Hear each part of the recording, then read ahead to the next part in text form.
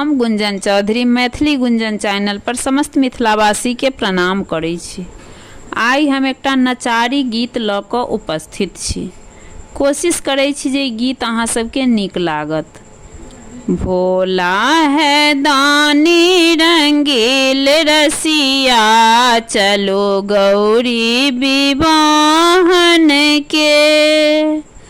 भोला है दानी रंगील रसिया, चलो गौरी विवाहन के।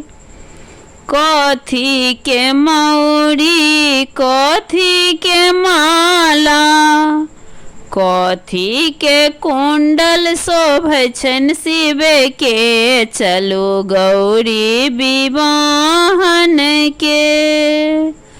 सर्पे के माला सर्पे के कुंडल, सर्पे के मौरी शोभै छनि शिव के, चलो गौरी विवाहन के।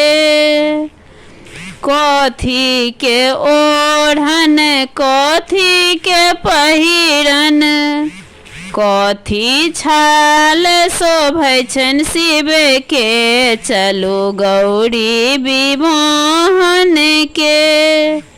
बाघ छाल ओढ़न बाघ छाल पहिरन, बाघ छाल ओढ़न बाघ छाल पहिरन, मृग छाला शोभै छनि शिव के, चलो गौरी विवाहन के। मृगा छाला शोभै छनि शिव के, चलो गौरी विवाहन के।